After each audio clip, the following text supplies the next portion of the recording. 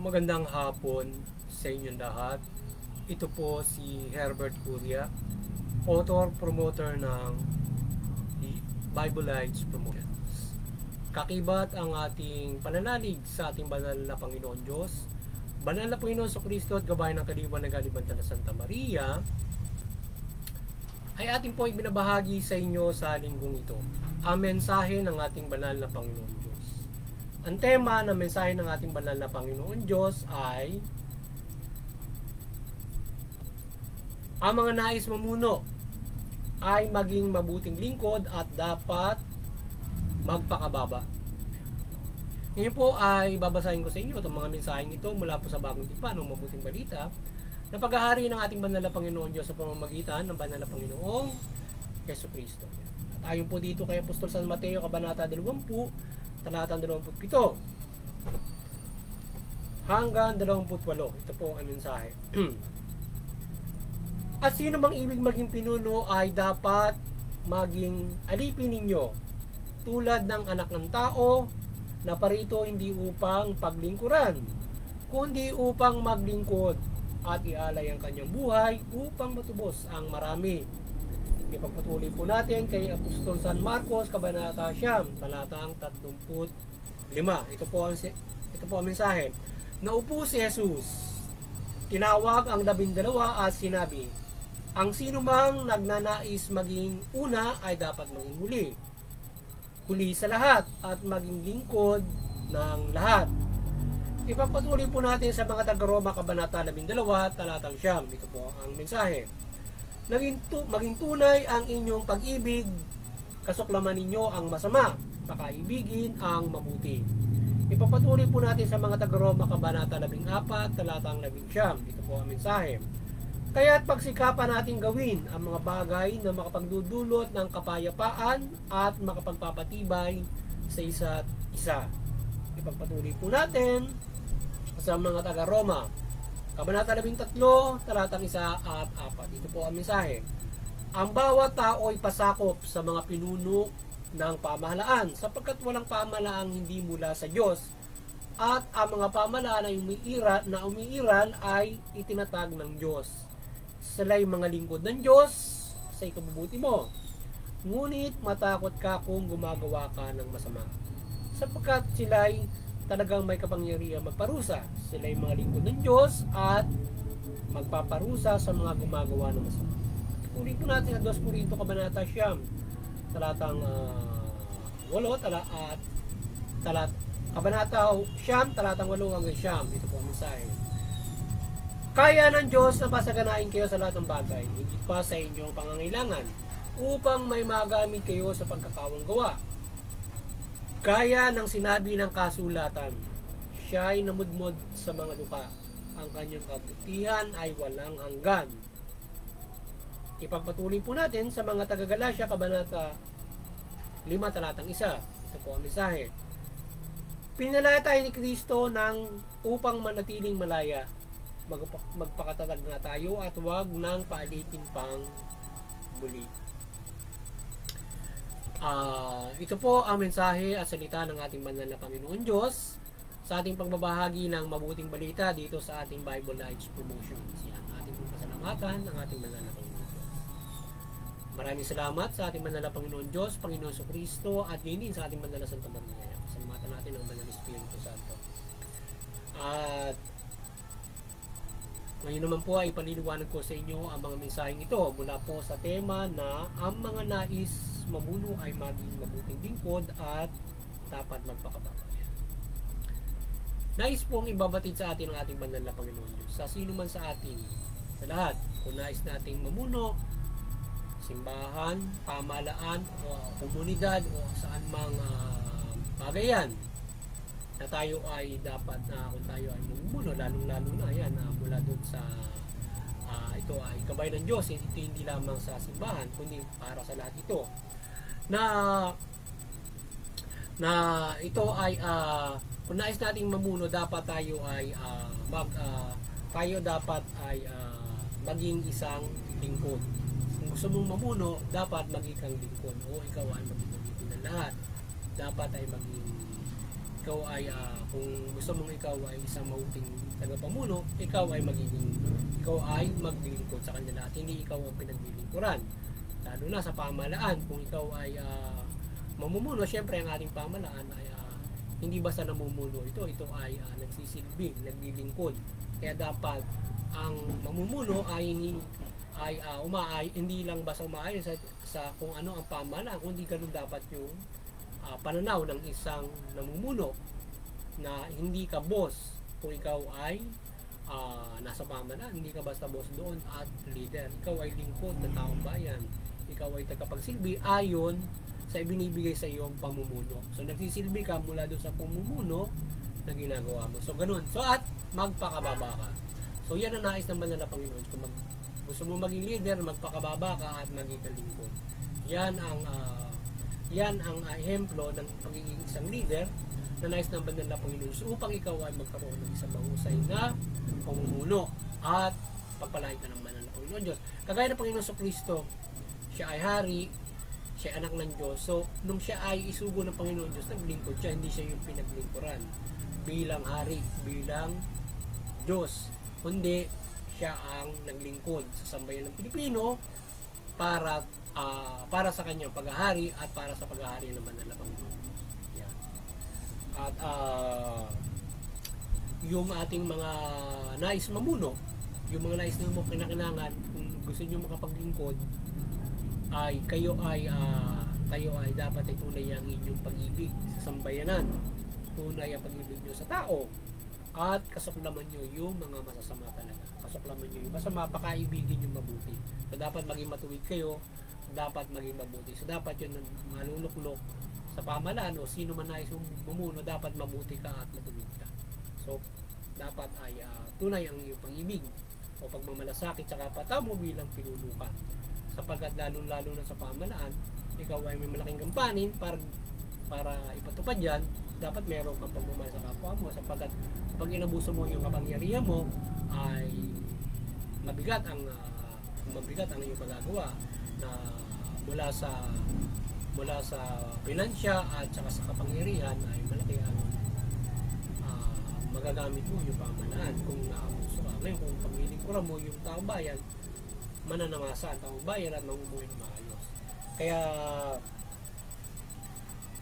yung mga nais mamuno, dapat kayo yung nagpapairal ng kapayapaan, pinagbubuklod nyo yung mga tao at pinapairal nyo yung kapayapaan. Sa gayon, nagkakaroon ng kapayapang pangbuhay yung mamamayan mo.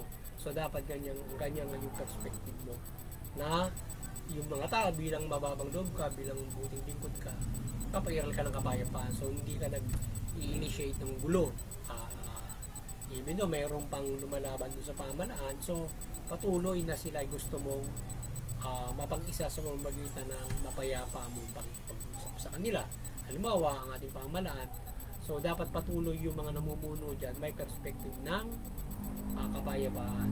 Pagpapayara kapayapaan, pagkakaisa, kung may nangyayari, open palagi siya for the peace talk with that. Dapat ganun yung perspective ng isang namumuno at sumusuporta ron. Halimbawa, kung ikaw man ay anumang posisyon sa gobyerno, kung ikaw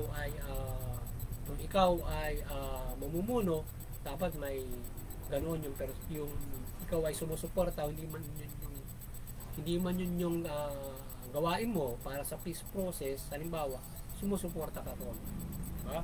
So yun ang dapat.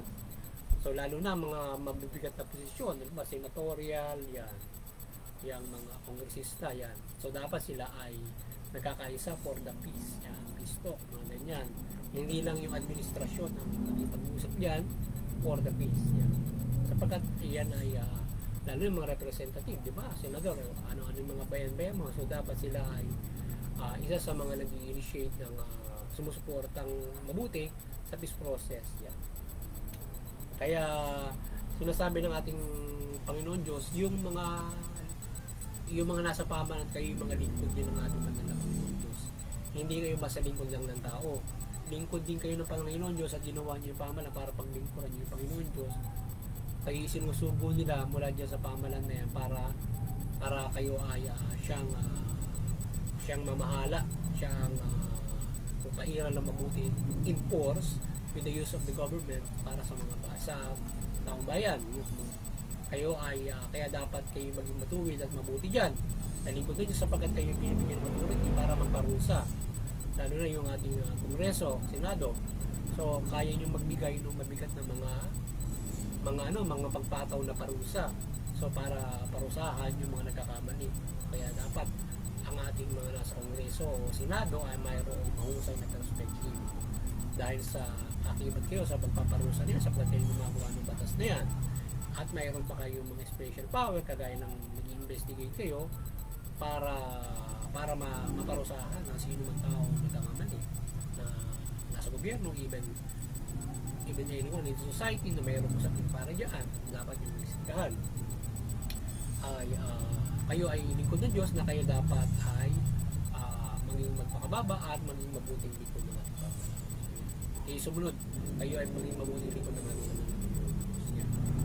Kaya aside from that na kayo nagpapahirap ng kapayapaan, kayo ay matutong yung dapat sa inyong perspective ay kayo ay matulungin, kayo ay mapagkawang gawa.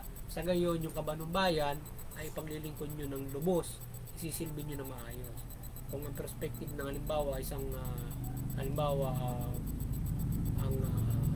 ahensya mo ay halimbawa kayo nasa DILG, ikaw ay nasa DSWD, ibibigay mo ng lubos yung serbisyo ng DSWD, lalo na kung ikaw ay nasa Pangulo ka or iba't ibang posisyon na dapat mo ibigay, nasa mayor ka o ganyan. Yung mandato mo o anumang posisyon mo dapat gagampanan mo yung tungkulin mo para matulungan mo yung taong bayan ayon sa mandato mo at bibigyan mo ng lubos yan.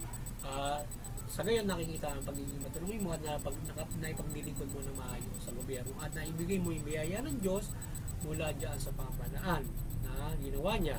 So dyan ay namimigay mo ng patas sa cultivation at nasasaayos mo yung mga tao. So they will nadi-divide fairly yung yaman ng bansa with the government authority.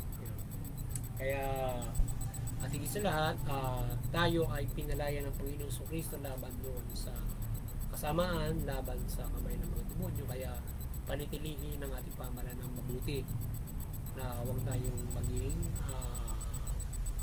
masama ang ating tayo ay palaging nasa sa kamay ng kasamaan. So yung gobyerno huwag kayong magamit, lalo na yung mga nanulong dyan para sa mga bahiran ng hindi mabuti o pang sariling kapakanan, sapagkat lalo nyo nadadala yung mga tao sa paggawa ng hindi mabuti. But to bring the people o ang tao ay inyong pamulungan para ito ay maiwasan yung mga kasamaan. Sila ay hindi na malibin muli sa pagiging masama, kundi pagiging matuwid, pagiging mabuti. O tayo ay nasa nasa sa mabuting paggawa. Doon tayo dapat nakaalipin, nakaangla, hindi sa kasamaan. Kasi kung alipin ka ng masama, mapapahama ka. Maging alipin ka dapat ng mabuti para hindi ka gumagawa ng masama. So ganun dapat yung always nasa mabuti ang iyong ginagawa. Hindi naman ibig sabihin ng alipin na katanikala ka. Ibig sabihin angkla ka palagi sa mabuti. Ikaw ay nasa mabuting gawa ka na. So yun, at sana ay kayo ay nagabayan na naman ng Bible Rise Promotions sa pagbabahagi ng mabuting balita mula dito sa ating mensahe ng ating banal na Panginoon Diyos, na kung nais nyo mamuno, kung nais nyo maging leader, pamahalaan, simbahan o saan man, ay maging mabuting lingkod kayo. Kayo ay maging lingkod, kayo magpakababa at hindi kayo basta bossing na nilalagay doon. So kayo maging lingkod. At kagaya ng ibang binabanggit, ilan lamang yan na dapat na maging ang mga lingkod ay kanya na dapat na maging tuntunin nyo sa inyong pagpapahirap, paglilingkod ninyo. At sa lahat yung mabuting balita ay sa puso ninyo para makapaglingkod kayo ng maayos. Mayroon kayong puso sa inyong paglilingkod kung ang mabuting balita ay nasa sa inyong puso. Kagaya ng malasakit ng banal na Panginoon Kristo sa lahat, ganoon din dapat ang malasakit ninyo sa taong bayan. Kung paano naglingkod ng Panginoon Kristo, gayahin nyo siya kung paano siya nagmalasakit sa taong bayan. Bilang ang Panginoon Kristo ay inyong palaging tandaan, kayo dapat ay bilang mga namumuno, kayo dapat ay maging manampalataya, may pananampalataya kayo sa Panginoon Diyos. At yung kanyang gabay ay inyong isa na sa buhay. Kagaya ng magpuli, pailalim tayo. Kayo ay pailalim sa Panginoon Diyos. Sapagkat ang bawat kapamalan na gawa niya, yan ay dapat ay pailalim sa Kanya. So ngayon, kayo ay dapat ay pailalim sa Panginoon Diyos at tandaan nyo na darating yung panahon, even ito yung last day na yung ating mga panahon ngayon, na any of the time pwede dumating ang Panginoon sa Kristo. Ganun lang kadali yun, na halimbawa bukas-bukas dumating ang Panginoon sa Kristo, kayo yung namumuno, dapat ay nakikita sa inyo yung mga pamumuno na yan. So yun muli ay magandang hapon sa inyo lahat at God bless you all. At muli ay doon sa interpretation T, patuloy tayong magkaisa diyan at patuloy tayong magkaisa at patuloy tayong magkaisa sa ating interfaith unity.